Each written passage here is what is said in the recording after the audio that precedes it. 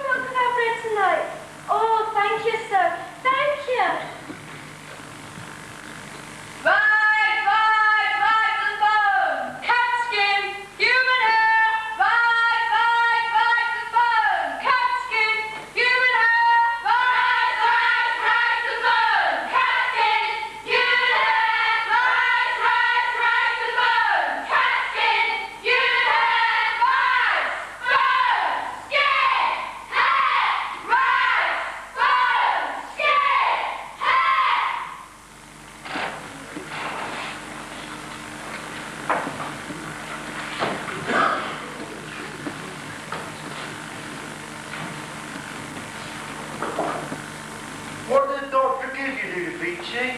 What did the doctor give you? Nothing. At least there's nothing he wants me to tell you about. Give us some what the doctor gave you. Give us some. What's the use of giving you anything, Jamie? You'd only lose it. But he puts it in a hole in the ground to forget you where he's hidden it. You know you're not very righteous. I wouldn't. You would. Look at the hat and shoes the doctor gave you before. You haven't put them on yet, have you? Not once. Why not? Why haven't you put them on yet, Jamie? Because I didn't want to wear them out in such hard times as these. That's not good reason. It is. What I do for more nerve worn out. Oh, Jamie, you're hopeless. If I were to give you any money, you'd only go and spend it on snuff or on something that wouldn't do you a bit of good. I like snuff. What fortune I like snuff? Tell you what, Jamie. The mice and I never believe it when it's supper tonight. It's what the doctor's given us. If you're good and quiet, you can come too. And we'll give you a share for supper. Do you like that? Come on then.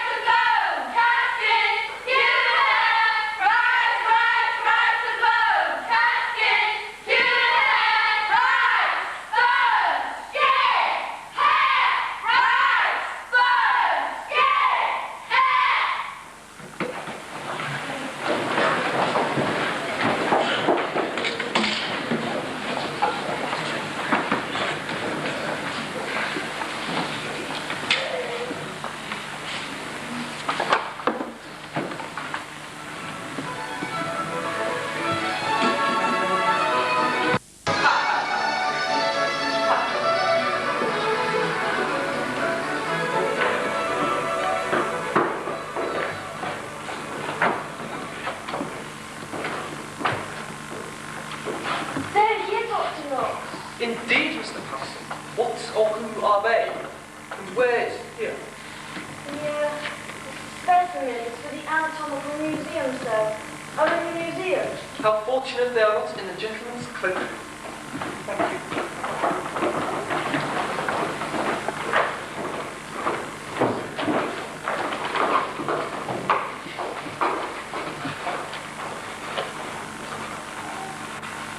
Gentlemen, I stand before you as a lecturer in anatomy, a scientist, a specialist, a material man to whom the heart, for instance, is an elaborate physical organ and not the seat of love. A man to whom the soul, because it has no shape, does not exist. But paradox is inherent in all dogma, and so I stand before you also as a man of sentiment, of spiritual aspirations, intellectually creative impulses, social convictions, and moral passions. And it is in my dual capacity of scientist and sociologist, materialist and moralist, anatomist and artist, that I shall attempt to conduct my lectures, to expand, inform, illustrate, entertain, and to edify. Our aim forever must be the pursuit of the knowledge of man in his entirety, to study the flesh, the skin, the bones, the nerves, the organs of man, is to equip our minds with a knowledge that will enable us to search beyond the body. The noble profession whose threshold you stand as neophytes is not an end in itself. The science of anatomy contributes to the great sum of all knowledge, which is the truth, the whole truth of the life of man on this turning earth. And so, observe precisely, record exactly, neglect nothing, fear no foe, pay no heed to Satan. For I believe that the good life can be led upon this earth, and I believe that all men must work towards that end, and I believe that that end justifies any means. Let no scruples stand in the way of the progress of medical science. Gentlemen, you may continue your research. What do they talk about afterwards, I wonder? Do they repeat one's golden words of guidance, make disparaging remarks about one's waistcoat? I think when I was a student, we used to tell one another jokes. They were anatomical too, if I remember. Thank you. naturally. The end justifies any means. This is, to say the least of it, unscrupulous. Then do not say the least of it, Mr. Miller, say the most. That is honest. You'll come to my dinner, of course. Of course. I can guarantee the cooking, only the conversation will be half-baked. Only polite and so you can. Dinner will be a monologue as usual, Robert. I really can't imagine how you manage to eat or drink anything at all on these occasions. I eat during the dawn. I loathe all dinners with a capital D. Why can't I have a quiet meal with a small M with a large fork? Oh, but Robert, a dinner to celebrate the grand opening of the new session of Dr. Knox's Academy. I wish it was still Knox's and Berkeley's Academy. Poor Berkeley. He was as stern as a judge, as solid as a mountain. When I was a student, he had the bearing of a god, surrounded by the angels of logic. He founded this school to keep the teaching of anatomy away from hacks and drudges, medical impostors, crowners, quacks, from men like Monroe, for instance, who reads his grandfather's lectures for his own, dissects like a labour. If my sister hasn't invited at least one mentally deficient Jew, I should be so surprised I should have to ask for myself. I'm a drunk baronet for bad measure. Good night, Mr. Miller. Good night, sir. Sleep well. Don't be a damn fool. How can a man with a busy brain like mine sleep?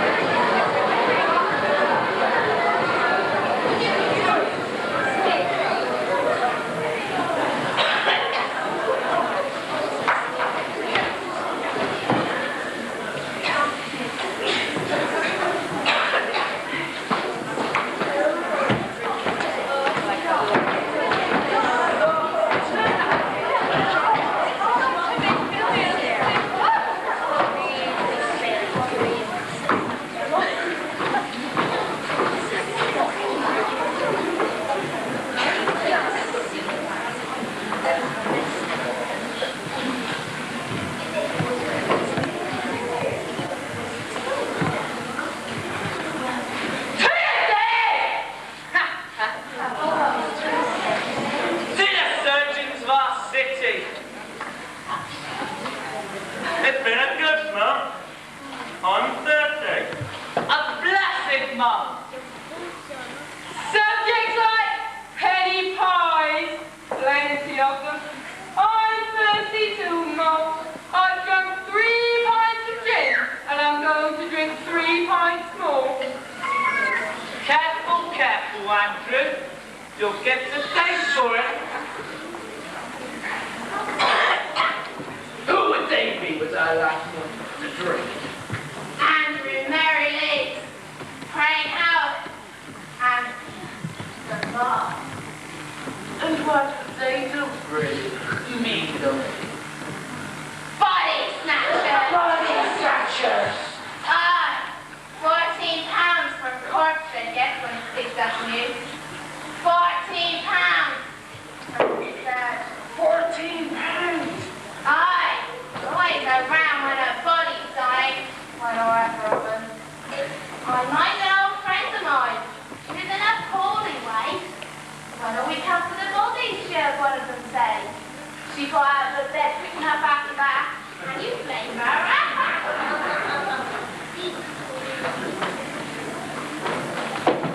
Can you buy a little drink for us, Nelly, darling?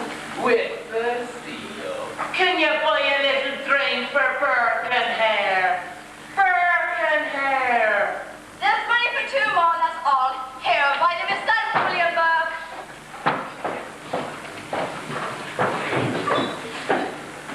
Oh, please, please. There's just 7 in tonight. We're going to have Christmas and they're not here. Them trees, body snatchers. See 'em? They're off and they're round, are they?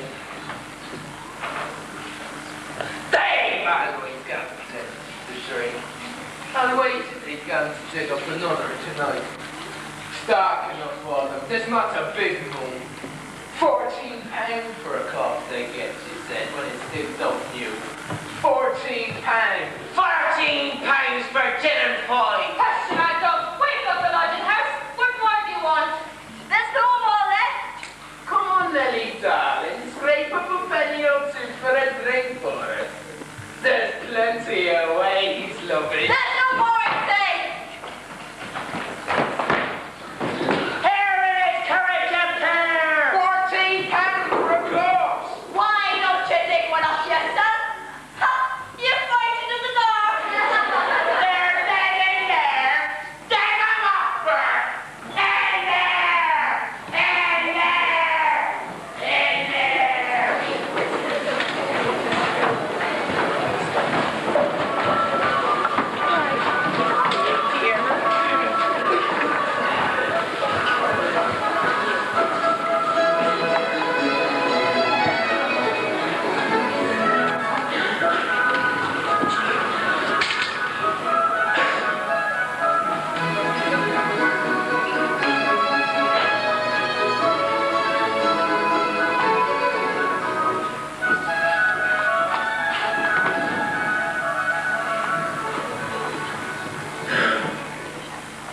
This, gentlemen, is a volume by Salis, the acknowledged father of our art. Look at its size. Bear in mind that its 1,000-folio pages embrace but a special part of the human anatomy. And now, behold, the advance of the age, the progress of science today, the pocket anatomist, said to contain the entire of anatomy within the compass of 3 inches by 2. At my dinner last night, gentlemen, I was asked why body snatchers are known as resurrections. The answer is simple. The removal of a body from the walled precincts of God's acre was viewed by the superstitious and the credulous as nothing but an interference with providence and the great resurrection. And so the poor ghoul of the body snatcher became known as a resurrection. Gentlemen, you as Christians may well deplore the sacrilege of digging up the dead for anatomists to dissect. I am no platform gunner, no hawker of slogans, but I say to you that the resurrectionists who dig up dead bodies and sell them to the anatomical schools are a direct result of the wrongness of the law. The law says that surgeons must possess a high degree of skill, And a surgeon cannot acquire that skill without practicing upon dead human beings. The law also says that the only bodies we can get are the ones must come from the public gallows, a very uncertain and meagre supply. The hangman would have to hang all the liars in the city, all the men who had been unfaithful to their wives before he had sufficient subjects for us. And so, we must obtain our bodies illegally. Gentlemen, you may deplore the £3, 5 shillings you had to pay me first course. Indeed, some of you may begrudge me the £5, 9 shillings perpetual fee.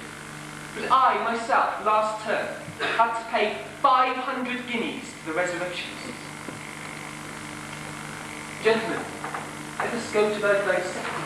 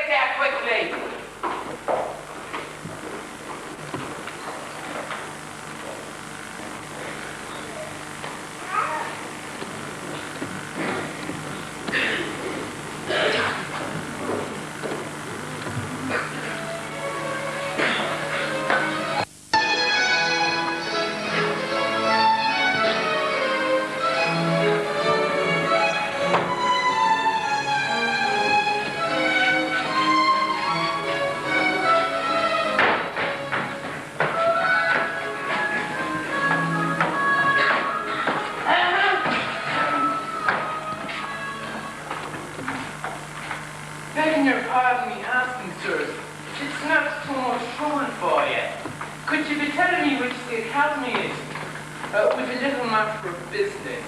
What academy do you want? And what?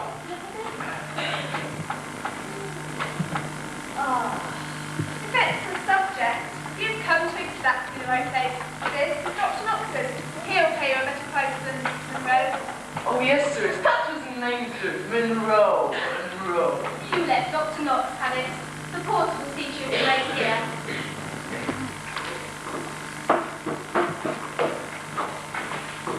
Yes?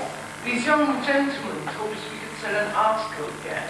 We've got it in the tea chest. Wait here then quietly. Don't move now. It wasn't what we Dr. Knox, sir. Oh, is it Mr. Patterson? There's a couple of new hands down right, sir. They brought... Excuse me, gentlemen, you left your office with a quick moment.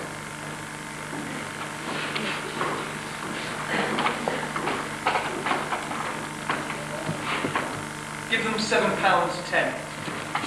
What's your names? William Burke, sir. The other? Hare, sir. If you have any more, let us have them.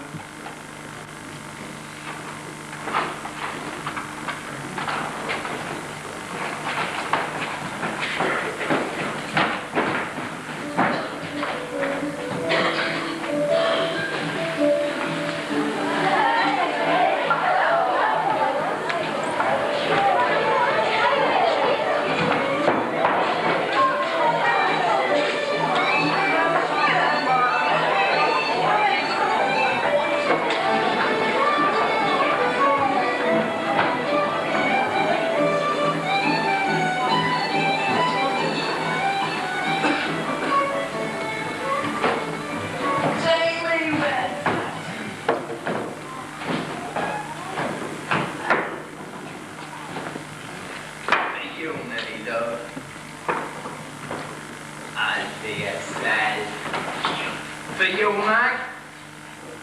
Her and I share the rest. A bottle! Another bottle!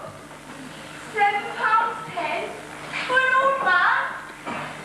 £7.10 for an old man who never seen so much money in all his life. I'll wager my share of it. £7.10 for an old man who wouldn't know what to do with it if he had it. Here's to the old man who's worth £7.10. Oh, the shame that he wasn't a young man. Here, Jamie, take him out for the next. You like your drink, don't you, Jamie? When there's someone who'll give it to you. Oh, aye, I like a fine dram, but there's not as many bodies as dinners as you today. Do you know why not? No, why not what, Jamie? Why not, Jamie? Tell us, lad. Do you know why not? There's not as many bodies as dinners as you today. Why's that then, Jamie? Because most of them is lying quite still in the old West Churchyard or There's maybe a few that isn't, but it was a good old riddle, Jamie, lad, just the same. It's the Jamie!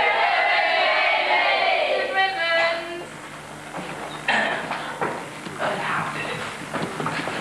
And this. Look at me, look at me! Look at that Jamie there! Our own mothers wouldn't know us! Our own mothers wouldn't know us! Our own mothers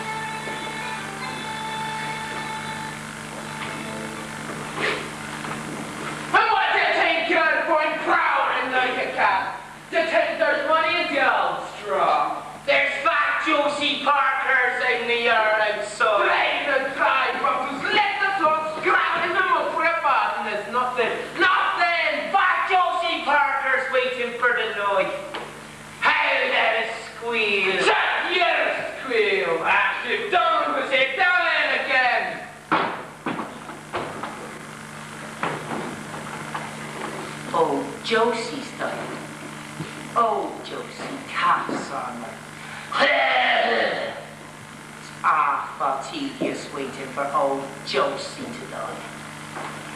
Come in here, Josie. Is it just unfounded? You aren't looking too well, are you? Oh, real bad. Real bad. Fever. Don't do the house no good. That fever of yours keeps people away if they know that there's fever in the place. You owe us money already, in a manner of speaking. Here, have a dram of whiskey.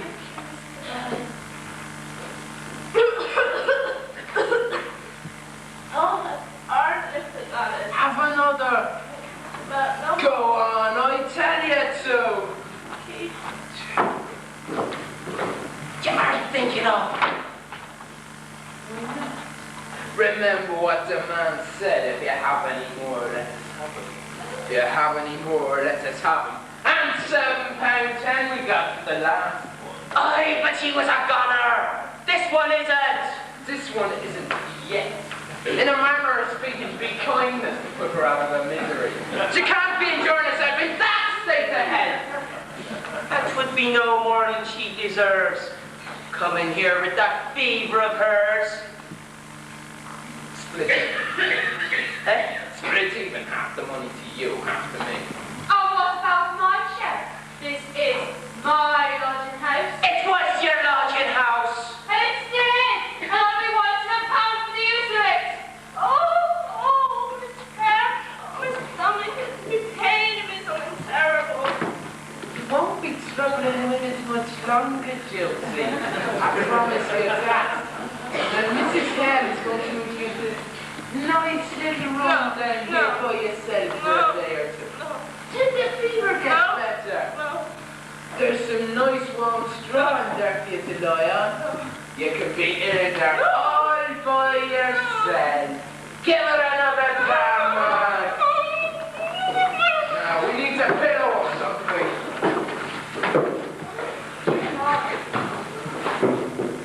And we need to dram ourselves. We need to dram. Come on.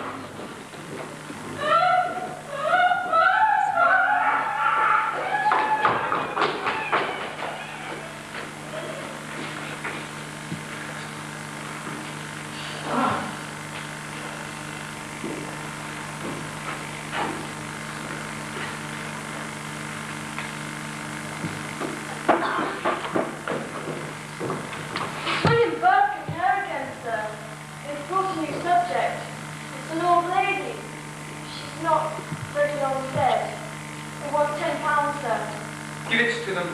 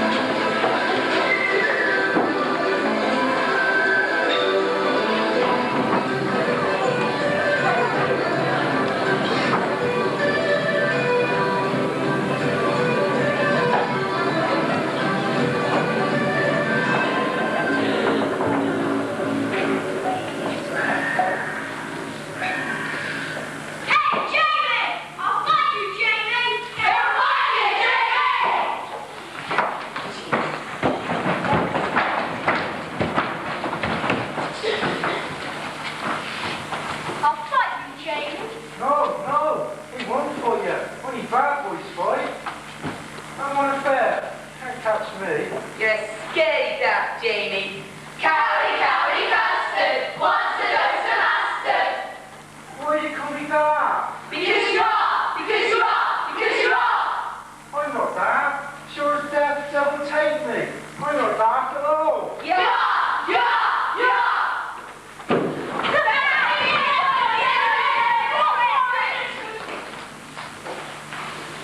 Good evening, Jamie. It's a cold night to be running about the streets. It's not cold. Jamie's never cold. In September, or November, or December. Why not, Jamie? Why isn't Jamie cold in September, or November, or December? Because there's always an ember in the month. Very good, Jamie. This present for you, boy. Hold it in your hand now. Don't lose it. Night, night, Dr. Knox. Now he'll hurry as fast as he can on his bent bones to the nearest cabin. Bundle his few poor wits and crack his crazy little jokes up remembered from the cradle. Oh, how the pious who lift their arms heavenward think of a man giving money to an idiot, just so that he can get drunk and be warm and happy for an hour or two. Let him rather die a frozen, sober idiot in the gut. Would you care to join me for dinner tonight, or are you due to visit the fair Jenny Bailey tonight? Thank you, Robert. The delightful Miss Bailey is otherwise engaged, or I'd be with her already. Go on then, sir.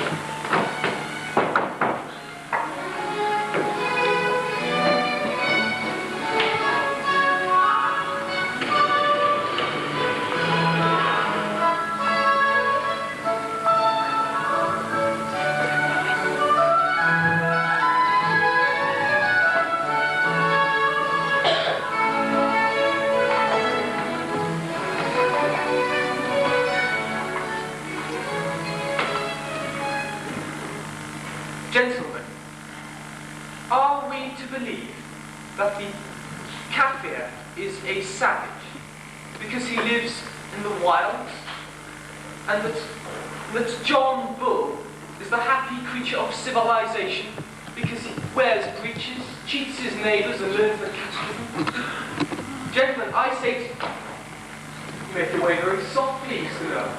They've got Jenny Bailey downstairs. Jenny Bailey, and who can blame them?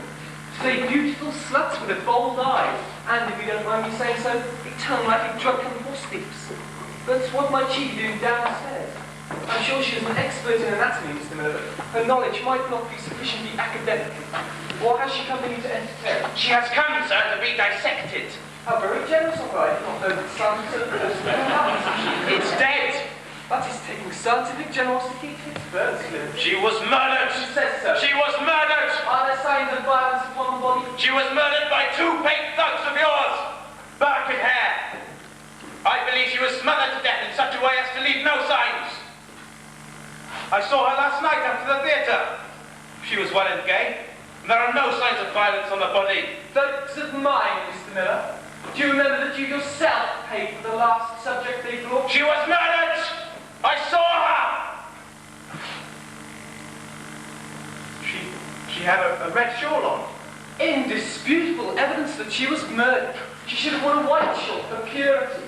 What if she was murdered, Mr. Miller? We are scientists, not policemen. We are anatomists, not moralists. Do I care if every lewd and abandoned woman of the streets comes to the end she is probably most richly deserved? She served no purpose in life that would have justified extended old age.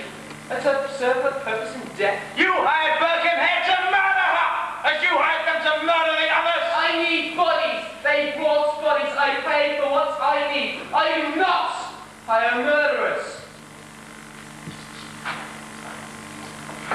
Oh, Mr. Miller, I think that before the body is put into the brine bar, a drawing should be made of it. Do not you?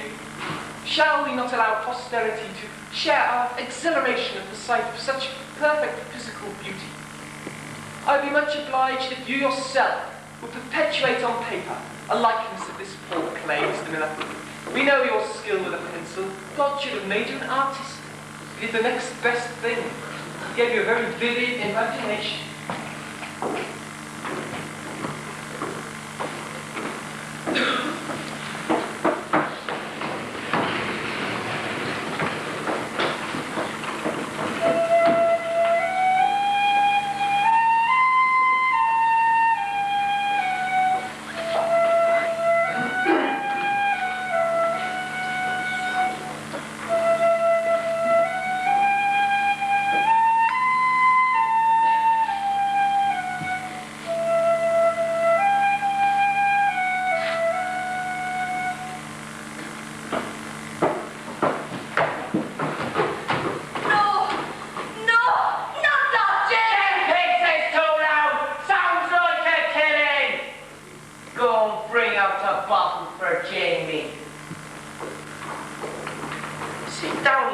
Jamie, lad.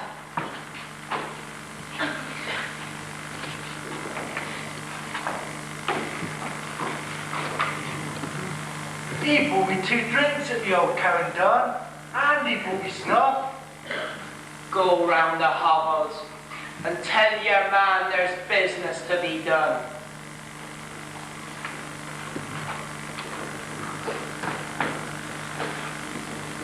It's you and I could drink the sea dry and eat the fishes and cuddle the mermaids and dance a jig and play the penny whistle and then I see the shark. you could wrestle the shark and toss him over your head like a pound of calf's meat. You're strong, Jamie, lad. I know a riddle. Tell her your riddle. Let's have another drink. In what month of the year is ladies till leasting? In what month of the year would that be then? The month of February, because that's one of these days, isn't it? Tell her another riddle. Another riddle. I know a riddle that nobody knows and that nobody can guess. And what would that be then, Jamie? Though a black and dirty am, as black can be, there's a many lady that will come, by the hand take me. You can't guess that. No, I can't guess that thickly one. Who learned you all those thickly guesses? It wasn't half stepmother. She was a cunning old body. As cunning as a kid she was when we were sitting around the fireside. She used to tell us a million funny stories. Though I don't remember them all. Though a black and dirty am. I know the answer. It's a tea kettle. Somebody told you. Nobody told me, honest, Jamie. Nobody told me. But tell her another riddle, Royal Jamie. Another riddle. And we'll drink. And we'll drink. And we'll drink.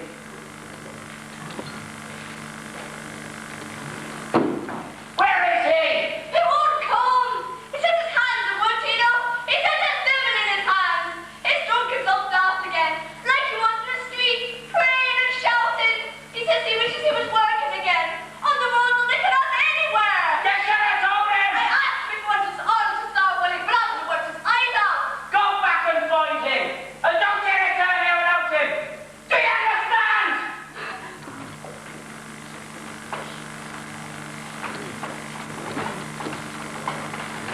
Oh, and when Mr. Burke returns, oh, and have fun. And the jokes and the riddles. And it's he who's got a voice like your mother's. And it'll send you to sleep no doubt.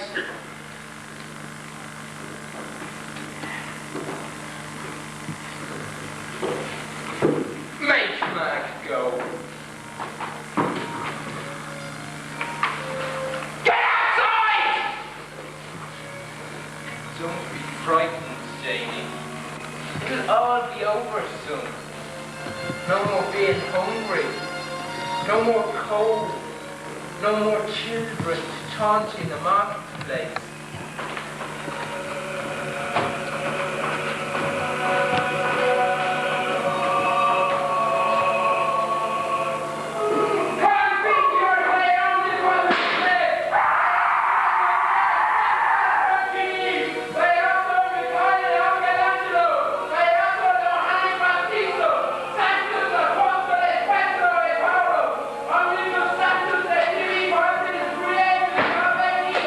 What is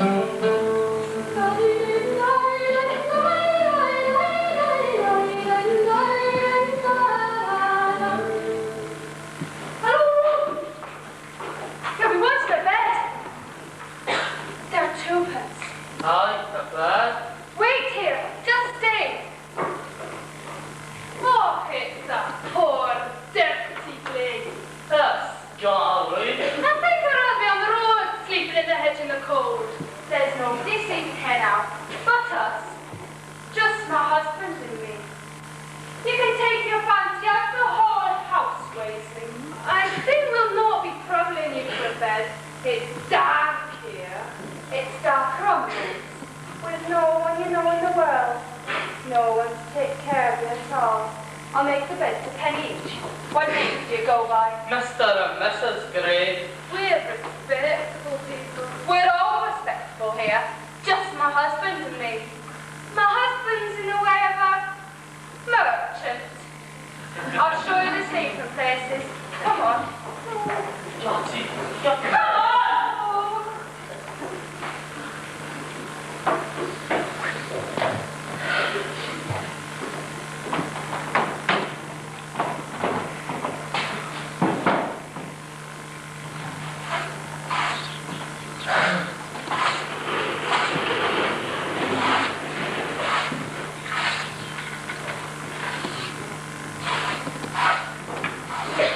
Who brought the subject in, Patterson? Oh, there's no need to ask. Aye, Burke and Hare, sir. Burke and Hare. What can we do but keep quiet? Nothing but keep quiet and keep quiet for nothing. No marks of violence on the body, were there? No, no marks of violence. We could get him to go away, out of the country, at once. I owe him a great deal. I would not care to see him hanged. Did you not speak to him about it? Speak to him about it. I haven't that. And what did he say to me? He called me a rumour reader. He said that I had fallen in love with a pretty face and that was affecting my judgment. He said if he ever takes up assassination, he will start with the surgeons in this city and work up to the gutter. And when I told him, it was just daft Jamie, a poor natural that everyone in the city knows. All he said was that Jamie was a consumptive and an epileptic, and it was a wonder he hadn't been found dead years ago. And then, God. And then, Mr. Miller? And then he said, Mr. Miller, go down and cut up the body and put it in the frying glass. Be careful you don't fall in yourself. That's a very elegant suit you're wearing.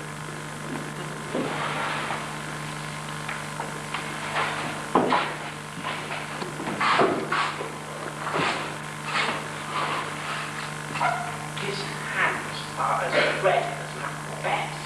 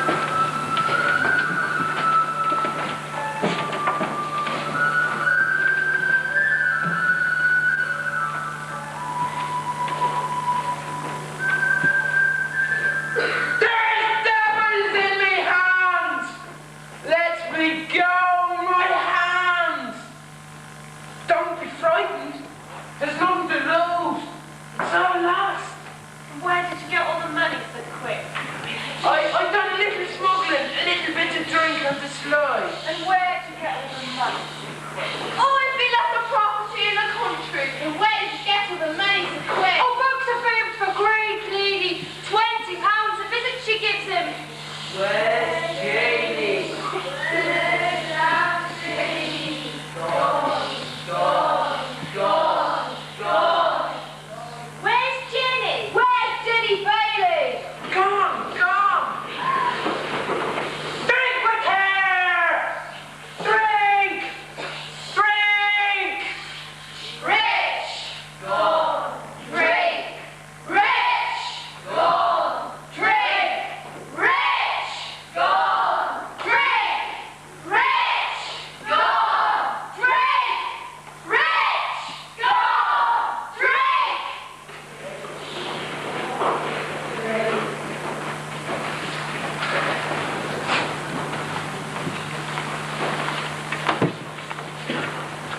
For the last time, I don't know a Doherty. William Boylan Doherty. I don't know a Doherty. I've never known a Doherty. I never want to know a Doherty.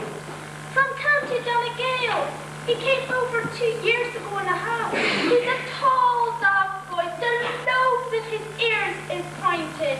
What's the time of day? Can you give me a wooden box? My sister's fallen under a hay house. Can you give me a penny worth of brandy? Do you know a Doherty? Will nobody ever buy anything?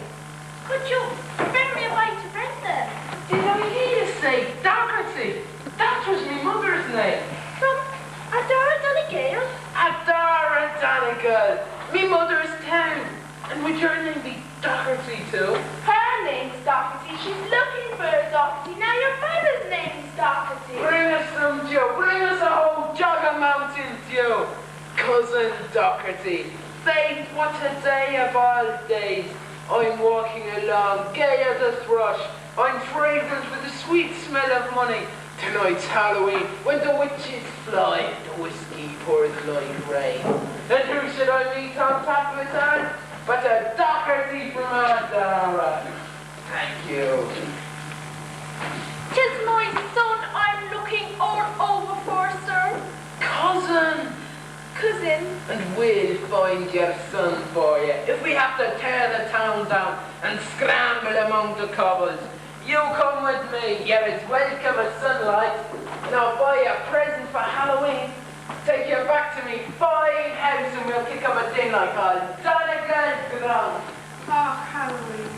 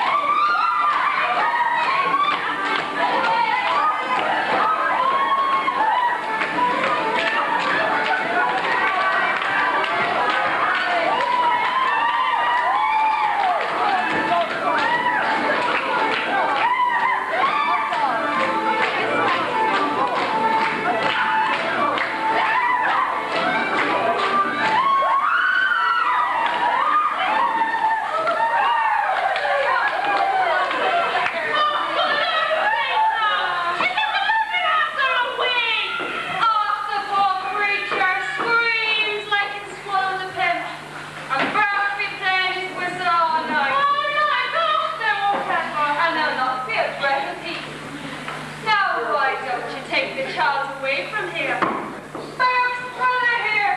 I'll give you a place to rest, and I'll pay for the food in the morning, won't you, Seamus? I'll be glad of company with Spirit around. And Burke and I just say that's old Miss Doherty. Come along with you, Mr. Gray. Give me a hand with the baby. Will you rub it and take your walk home? Go on, You and your friend Jen. 'Tis only a couple of steps from here, Mrs. Gray. We'll be there before the family's had time to know he's been out of his cradle and under the night sky. And it's glad I'll be to be rid of them too. What with their screaming and their boxing and their carrying on. That's enough now, Mr. Gray. Just take the towels away from here. It's not normal pranks Mr. Hare and Mr. Buck will be up to tonight. This way, Mrs. Gray, this way.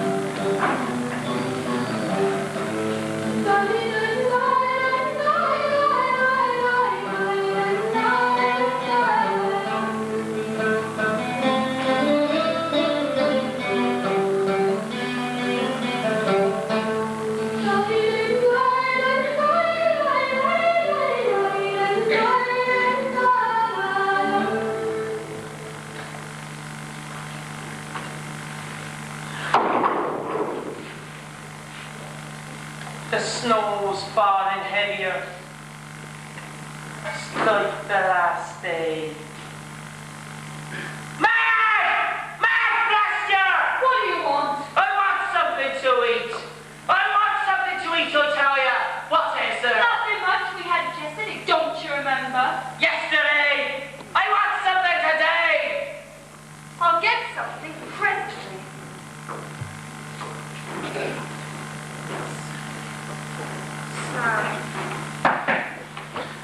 You frightened us! You really? I've been up and about since dawn. The baby wouldn't fall asleep at all. It screamed like things were after it. What have you come for? So early. I came to look for our child's clothes, and I came for our bits and pieces. It's time we're going. Get away from that straw! Can the man have any privacy in his own home? Well, it's that Mrs. Doherty. She's a very gay old woman, dancing at her age like a nanny goat. And she was too gay with her, so I kicked her out of the house myself. You sent the old body to the door. In the snow. Ah, I did. Oh, look, a gay old woman. Get out of me house! Go on! Get out! Take your leaky scraps of rubbish and get out! I don't ever want to see you! I snub the brat again! Get out! I want my wee boy. Get out!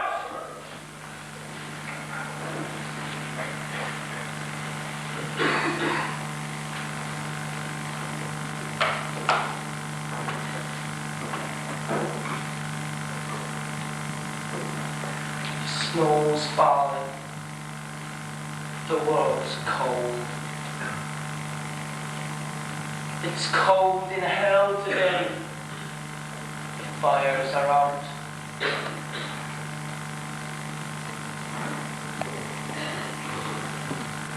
Nothing can burn me anymore. I'm a cold man, Mac. No more over like an old dead finger now.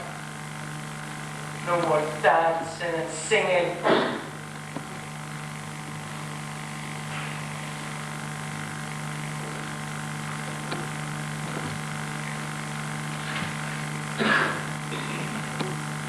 I'll go see a bird feeding a swine. We've work to do. You go get me something to eat.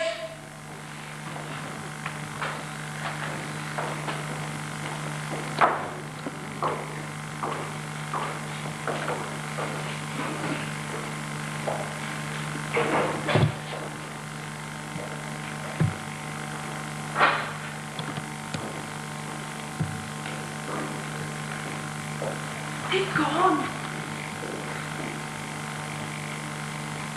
Clean the stockings and the things, and let's get out of the house.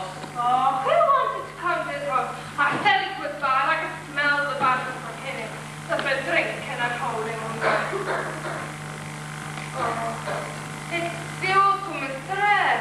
Can't you be walking in the streets in the snow without a dress? It's fuel to my stress to take a bicycle. Nobody does not walk in the streets without a dress. And here's the wee patchy shawl. Oh, here's the...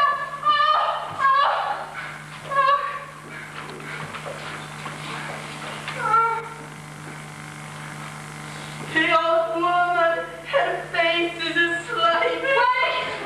What are you doing? She died in her sleep. Enough blood. She died like a baby. Oh, for the love of Mary! Stand away. You killed her last night. Nobody knows it. Nobody will claim it. Stay. Hell, I'll give you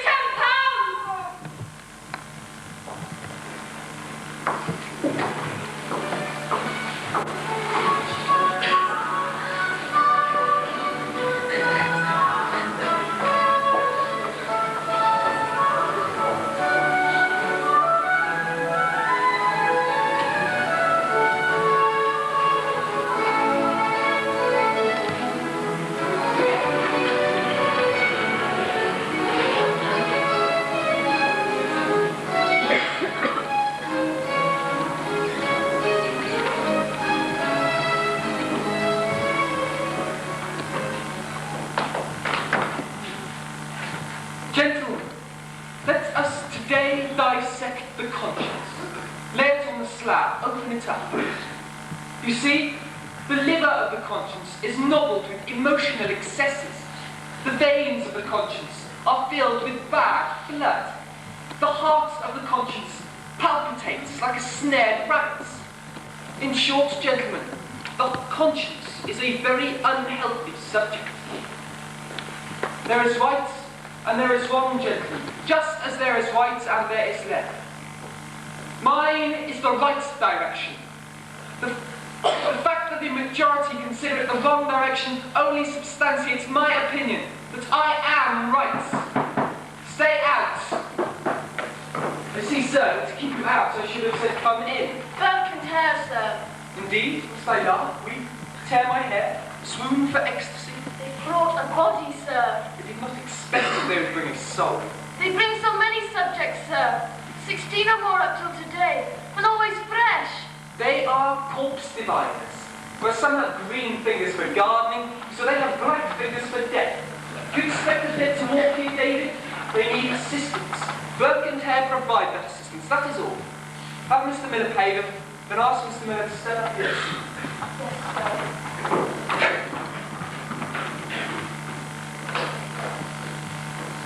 The professors of this fair city regard themselves as the royal family of the internet. My attitude to society has never endeared me to them.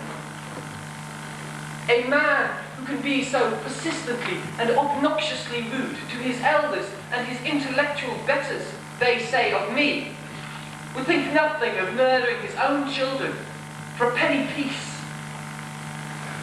Ah, Miller, I asked you to stand up because I wish you to see the letter that I am sending to the Caledonian Mercury and the Peacock. Will you take a glance at it? If that does not upset a few apple carts, then I shall think the apples have been glued on like coconuts in coconut shards. If that does not help to change the idiotic laws that apply to our profession, I shall run amok. I will send my incompetent rivals my Christmas greetings and sign them yours in homage. I will place my spiritual welfare in the hands of the most unctuous bishop I can find, have my seat reserved in hell. I tell you, this is not the time to attack The national anthem of the rabbit's world. If you publish that letter now, attacking the system by which medical schools get their bodies, you'll be raising a question you might have some difficulty in answering yourself. Am I still a Dr. Bluebeard to you then, you terrified old lady? Do I go my nights a murdering? I do not know, sir, what you do with your nights, but I cannot imagine that you sleep. However, I do know that Bert and Hare are murderers. It is only my respect for you, and my great obligations, and my cowardice, that have prevented me from running out with this murder sword and telling the whole city what I know and what I guess. Even so, there are rumours. I have not spread them, but the deaths of Jenny Bailey and of Doc Jamie have not gone quite unnoticed. Rumours are contagious. So are scabies, Mr. Miller. To destroy them, you do not wear the armour of defence. You wield the weapon of sulphur ointment. By God, the sulphur in this letter.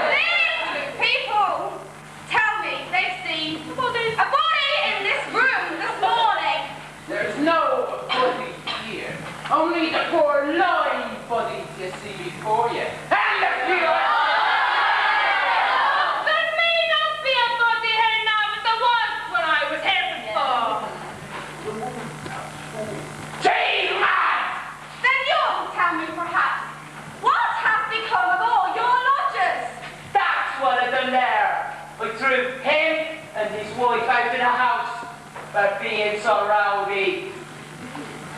Causing no peace for the civilized ones like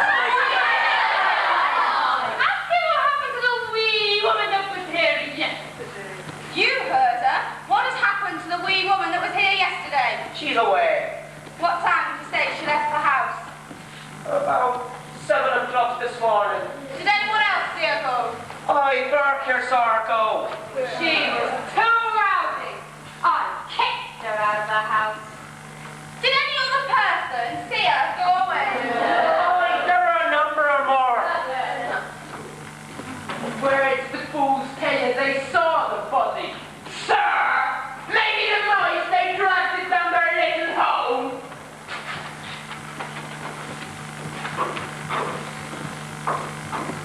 There's blood on these boards. And if there never been for the love of God a having party with no blood spill. We was all convenient. There was fighting in every room of the house. And as the old woman is so worried about, I know her perfectly well. I saw her this very morning in Venom. She apologized to me for bad conduct. Last night. What time did you say she left the house? About 7 o'clock last night, when you said. I didn't say who they did a party so quiet as the person that couldn't get up from the floor. They eat dead cats. It's Mrs. Dawkins' through! I wanted to call her.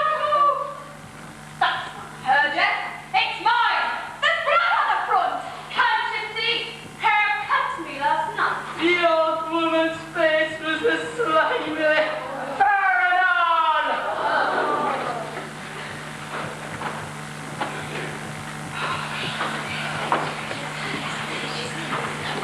What's this?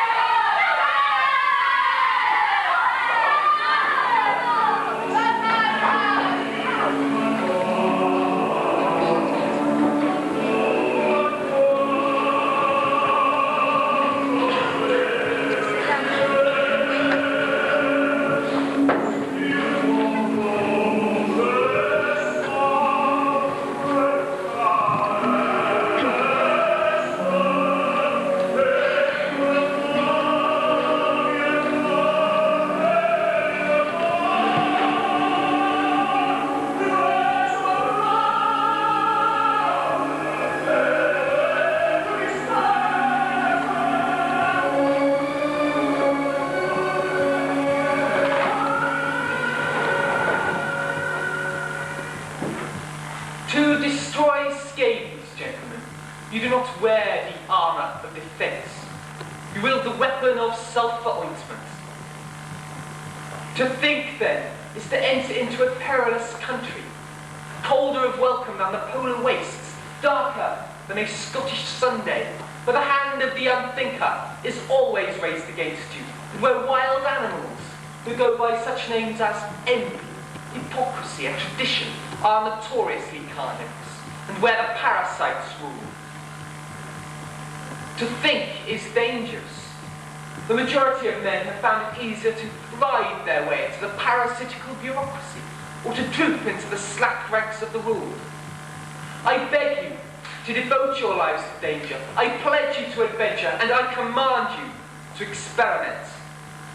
Remember that the practice of anatomy is absolutely vital to the progress of medicine.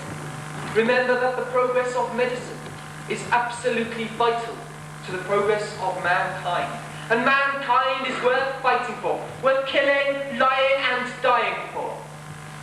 Forget watching. The police have been here. What is your say, Roman bitters? Sir. Since you do not knock, I must assume this is a public house. I beg your pardon, sir, but the police came about the new subject. Burke and Hare, sir. Am I never to hear the end of those men's names? Never, perhaps. And they're taking the subject away. Why didn't you call the police? Sir. Go away and lock up the silver. There isn't any silver. Lock up Mr. Miller here. He has a gold tooth. Must you antagonize everyone? Yes. You've heard. The police. Outside the gates of hell are not the words abandon hope or you enter. But I told you so. And what am I to say if the police ask me questions, as they are bound to do? Say nothing. Squeak. They'll recognize the voice of a rat. You'll find cheese in the lard. Leave some for dead.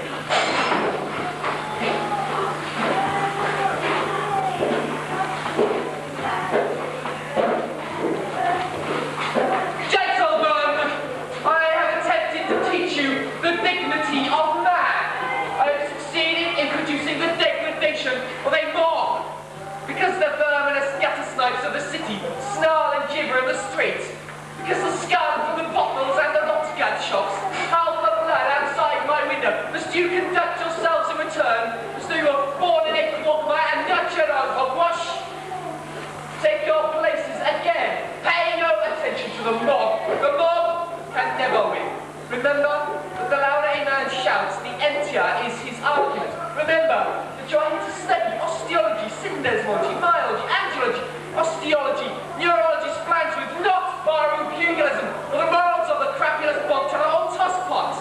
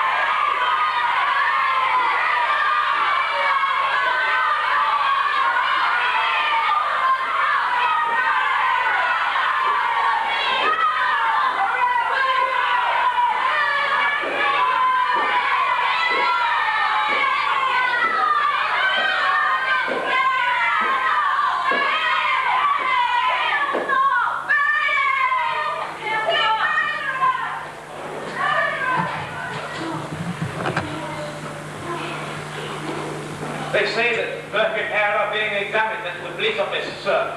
The better for them, I am sure.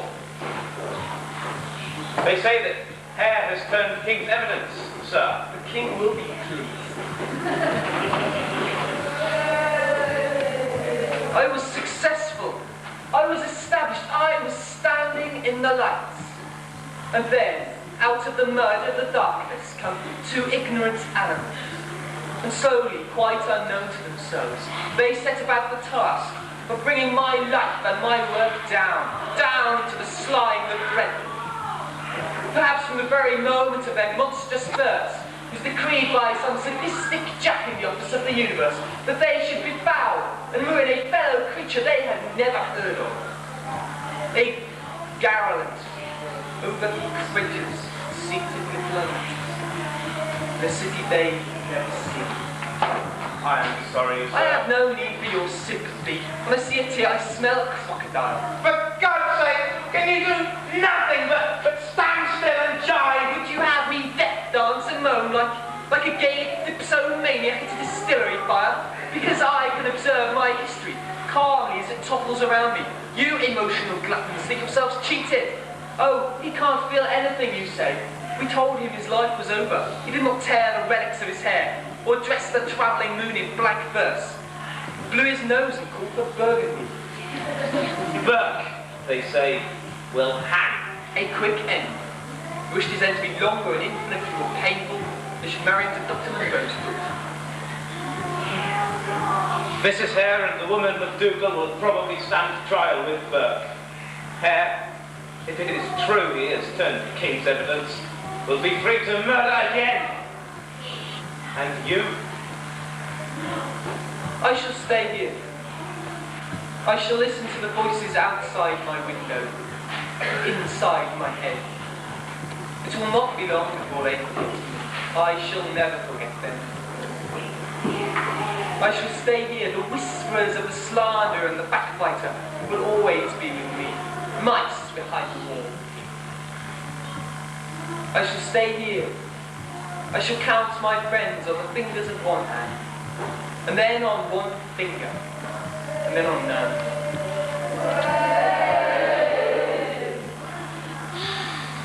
My lectures will be very well attended from the beginning. I shall possess a sinister attraction to the young, dangerous and exciting, like dining with a vampire. But the attendance will diminish. I shall stay here to see, in the eyes of every passing stranger, cruelty and contempt. In the eyes of the poor, the terrible accusation. You killed the weak, the lost, the homeless, the hopeless, the helpless. God help me, life will go on. Give us a penny, mister. Give us a penny. You shouldn't be here, lassie. You want to go home. It's cold weather to run around the streets. My granny says I can't go home till I get fourpence. What's your name, child? I'm Maggie Bell. Nine, Dr. Knox.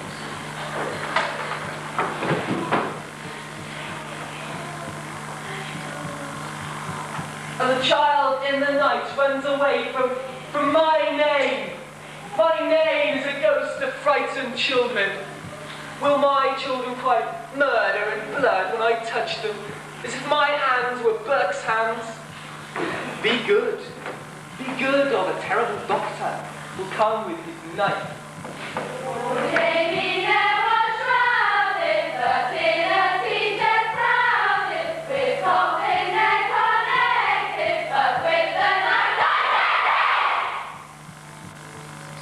Poor Jamie, I came to you with my knife. Did I know from the very beginning? Never answer even to yourself alone in the night. All's over now, over forever. Did I set myself up as a little god over death? All's over. Did I set myself above pity? Oh my God, I knew what I was doing.